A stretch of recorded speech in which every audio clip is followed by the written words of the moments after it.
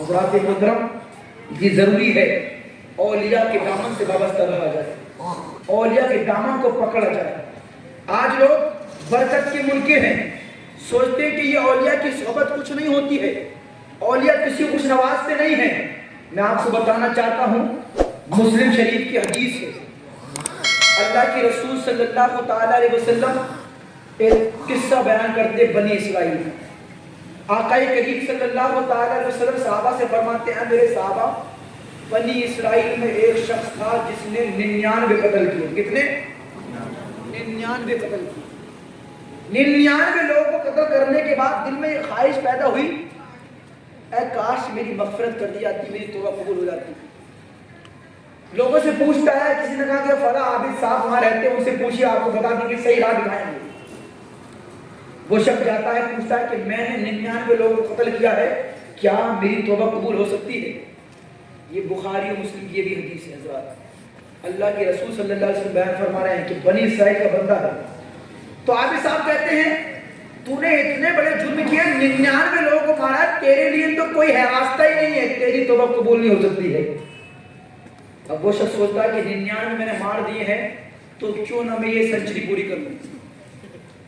اس نے اس عابد کو بھی مار دیا، 100 لوگوں کا قاتل ہو گیا۔ اللہ اکبر۔ پھر دل میں خیال آیا، پھر دل میں تڑپ پیدا ہوئی، اے کاش میری مغفرت ہو جاتی۔ پھر سے پوچھنے لگا لوگوں سے، کیا میری مغفرت ہو سکتی ہے؟ اب لوگوں نے کہا کہ فلاں عالم کے پاس جاؤ، وہ صحیح راستہ بتائیں گے۔ عالم صاحب کے پاس گئے، کہا کہ میری مغفرت ہو سکتی ہے، میری توبہ قبول ہو سکتی ہے۔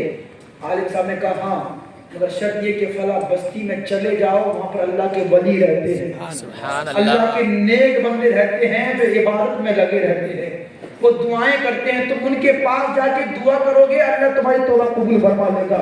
حضرات کے محترم، آگے سنتے چلے۔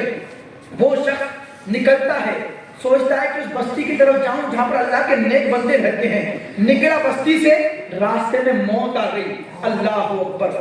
ابھی بستی سے نکلا تھا کہ راستے میں موت آ گئی۔ حدیث میں آتا ہے، جب اسے موت آئی تو رحمت کے فرشتے بھی آ گئے اور عذاب کے فرشتے بھی آ گئے۔ رحمت کے فرشتے کہنے لگے ہم اسے جنت میں لے کر جائیں گے، عذاب کے فرشتے کہنے لگے کہ ہم اسے جہنم میں لے کر جائیں گے۔ عذاب کے فرشتے کہتے ہیں 100 لوگوں کا قاتل ہے، ہم اسے جہنم میں لے جائیں گے۔ رحمت کے فرشتے کہتے ہیں کہ نہیں، یہ لوگوں کا قاتل تو ہے مگر اس نے توبہ کا ارادہ کر لیا تھا۔ اللہ اکبر۔ ابھی اگر دیکھیں حضرات کے وہ حدیث کے الفاظ ہیں، میں مفہوم بیان کر رہا ہوں۔ اللہ کے رسول فرماتے ہیں، اللہ رب العالمین زمین کو حکم دیتا ہے کہ وہ زمین جو نیک بندوں کی طرف تھی، اے زمین تو اس بندے سے قریب ہو جا، اور وہ زمین جو گھر سے قریب تھی وہ دور ہو جاتی ہے۔ فرشتوں کو حکم دیتا ہے، یہ دیکھ لو کہ یہ بندہ کون سی زمین کے قریب ہے۔